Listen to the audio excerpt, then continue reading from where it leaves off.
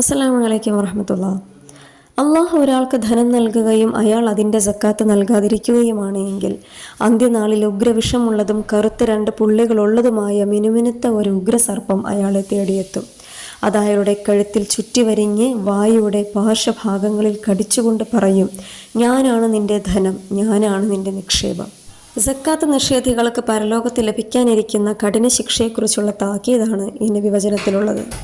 പണക്കാരുടെ ധനത്തിൽ നിന്ന് പാവങ്ങളുടെ അവകാശം വേർതിരിച്ചെടുക്കുന്ന ശുദ്ധീകരണമാണ് സക്കാത്ത്. ഇഹലോകത്ത് കുന്നുകൂട്ടി വെച്ചിരിക്കുന്ന ധനം പരലോകത്ത് ഒരു സർപ്പമായിക്കൊണ്ട് നമ്മുടെ തന്നെ അന്തകനായി മാറുന്ന ഒരു ഭീതിജനകമായൊരു ചിത്രീകരണമാണ് നബി സല്ലല്ലാഹു അലൈഹി വസല്ലം നമ്മയോട് പഠിപ്പിച്ചു തരുന്നത്. ഇസ്ലാമിൽ നമസ്കാരത്തോളം തന്നെ പ്രാധാന്യവും ഗൗരവവും സക്കാത്തിനുമുണ്ട്. വിശ്വാസം അംഗീകരിച്ച ശേഷം നമസ്കരിക്കാതിരിക്കുന്നത് എത്ര വലിയ പാപമാണോ അത്ര തന്നെ തെറ്റാണ്, അത്ര തന്നെ ഗുരുതരമായ പാപമാണ് സക്കാത്ത് കൊടുക്കാതിരിക്കുക എന്നതും. സക്കാത്ത് നിഷേധികൾക്ക് ഖുർആൻ നൽകുന്ന മുന്നറിയിപ്പ് ഇങ്ങനെയാണ്: സ്വർണവും വെള്ളിയും കൂട്ടിവെക്കുകയും അവ ദൈവമാർഗത്തിൽ ചെലവഴിക്കാതിരിക്കുകയും ചെയ്യുന്നവരെ വേദനയേറിയ ശിക്ഷയുടെ സുവാർത്ത അറിയിക്കുക. അവ നരകത്തീയിലിട്ട് ചുട്ടുപഴുപ്പിച്ച് അവരുടെ നെറ്റിയിലും പാർശ്വഭാഗങ്ങളിലും മുതുകുകളിലും ചൂട് വയ്ക്കപ്പെടുന്നൊരു ദിനം വരുന്നുണ്ട്. അന്ന് അവരോട് പറയപ്പെടും, ഇതാണ് നിങ്ങൾക്ക് വേണ്ടി സമ്പാദിച്ചു വെച്ചത്, നിങ്ങളുടെ നിക്ഷേപത്തിൻ്റെ രുചി നന്നായി ആസ്വദിച്ചു കൊള്ളുവിനെന്ന്. സക്കാത്ത് നൽകാത്തവൻ്റെ ഈമാൻ പരിഗണിക്കപ്പെടുകയോ അവൻ്റെ ആരാധനാ കർമ്മങ്ങൾ സ്വീകരിക്കപ്പെടുകയോ ഇല്ല. അബ്ദുല്ലാഹ് ബിൻ മസ്ഊദ് റളിയല്ലാഹു അൻഹു പറയുന്നുണ്ട്, നമസ്കാരം നിലനിർത്താനും സക്കാത്ത് കൊടുക്കാനുമാണ് ഞങ്ങൾ കൽപ്പിക്കപ്പെട്ടത്. ഏതൊരുവൻ സക്കാത്ത് നൽകുന്നില്ലയോ അവന് നമസ്കാരവുമില്ല.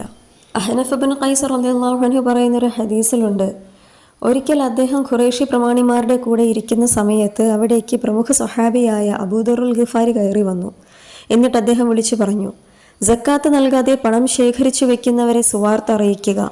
എന്തെന്നാൽ അന്ത്യനാളിൽ ചൂടുള്ള ഒരു കല്ല് നരകത്തീയിലിട്ട് പഴുപ്പിച്ച് അവരുടെ മുലഞ്ഞെട്ടുകളിൽ വയ്ക്കും.